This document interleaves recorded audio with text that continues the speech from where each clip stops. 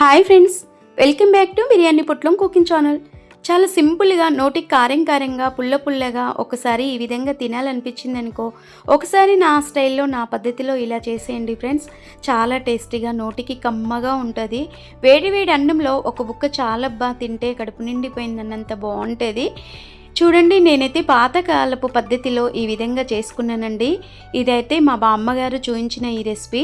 రోట్లో అయితే మంచిగా ఓ 10 కట్టెలంతా నూరేది మా కుటుంబానికి సరిపడా. ఇలా ఒకసారి వేడివేడిగా నూరుకొని తింటే మాత్రం రుచి భలే వచ్చేస్తుందండి. చూడండి, నేనైతే 20 రూపాయల గోంగూర తెచ్చుకొని నీట్గా ఈ విధంగా తెంపి పెట్టుకున్నానండి.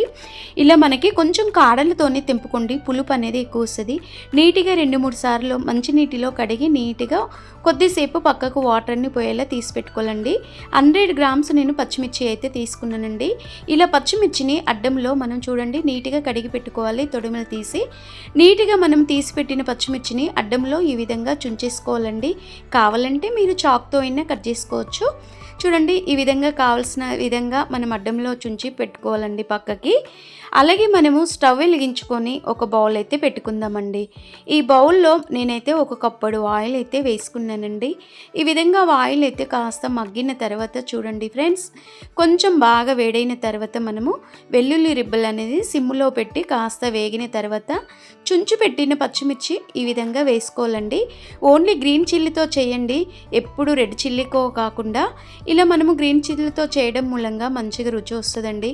పిల్లలు కూడా ఇష్టంగా తినేస్తారు. చూడండి, నేనైతే వెల్లుల్లితో పాటు పచ్చిమిర్చి కూడా చక్కగా వేపేసుకున్నా.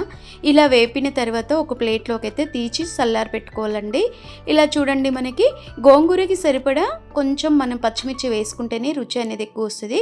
పుల్లగా కారంగా భలే రుచి వస్తుందండి. చూడండి, అదే నూనెలో మనము కొంచెం జీలకర్ర వేసుకోవాలి. 1/2 స్పూన్ జీలకర్ర వేసుకొని నీట్గా కడిగి పెట్టిన గోంగూరని ఈ విధంగా వేసేసుకోవాలండి. ఇలా మనము జీలకర్రలోనే గోంగూర వేపేసుకోండి, భలే రుచి వస్తుందండి. చాలా టేస్టీగా ఉంటుంది. అన్నంలో కానీ గటికలో కానీ ఎలాగైనా తినేయొచ్చండి, అంత బాగుంటుందండి. మరి గోంగూర పచ్చిమిర్చిని గోంగూరని విడివిడిగా వేంపుకోండి ఫ్రెండ్స్, అప్పుడు కానీ రుచి భలే వచ్చేస్తుంది. కావాలంటే కొన్ని నువ్వులు కానీ పల్లీలు కానీ వేసుకోవచ్చు. నేను మాత్రం పాత పద్ధతిలో న్యాచురల్గా ఇన్స్టెంట్గా ఈ విధంగా చేస్తున్నానండి. ఇది కాస్త గోంగూర సిమ్లో పెట్టుకొని చక్కగా నూనెలో ఉడికించుకోవాలండి. ఇలా ఈ విధంగా ఉడికించుకున్న తర్వాత చూడండి, మనం స్టవ్ కట్టేసుకోవాలి. చల్లారిన తర్వాత పచ్చిమిరపకాయలు వెల్లుల్లిని ఖాళీ మిక్సీ జార్లో వేసుకొని రుచికి సరిపడా సాల్ట్ వేసుకోవాలండి. రుచికి సరిపడా సాల్ట్ ఉంటేనే గోంగూర పచ్చడి అనేది రుచిగా ఉంటుంది.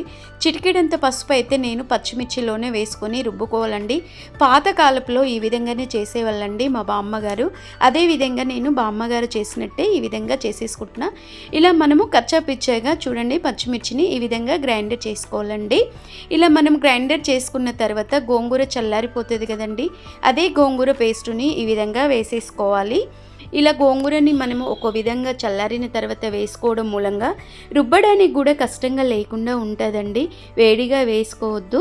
చూడండి, ఈ విధంగా కూడా నేను గోంగూర చక్కగా రుబ్బి పెట్టుకున్నానండి మిక్సీ జారులో. ఇలా చూడండి ఫ్రెండ్స్, మనము పచ్చిమిర్చి గోంగూర విడివిడిగానే రుబ్బుకోవాలి. అప్పుడు కానీ రోట్లో నూరిన టేస్ట్ కొంచెమైనా తగిలినట్టు ఉంటుందండి నాలుకకి. చూడండి, మరి పాతకాలపు పద్ధతిలో ఈ గోంగూర పచ్చని ఈ విధంగా చేసుకుంటే సూపర్ టేస్ట్ అండి. స్టవ్ వెలిగించుకొని చిన్న కడాయి అయితే పెట్టుకొని గోంగూరకు సరిపడా ఆయిల్ వేసుకోండి. కాస్త మనకి నూనె కొంచెం గోరువెచ్చ అయింది అనుకున్నప్పుడు 2 ఎండుమిరపకాయలు ఈ విధంగా చుచ్చుకోవాలండి. ఇలా వెల్లుల్లి రిబ్బలు 6-7 కచ్చాపిచ్చ దంచేసుకొని శనగపప్పు వేసుకోవాలండి. ఆవాలు మాత్రం కొన్ని వేసుకోండి ఫ్రెండ్స్.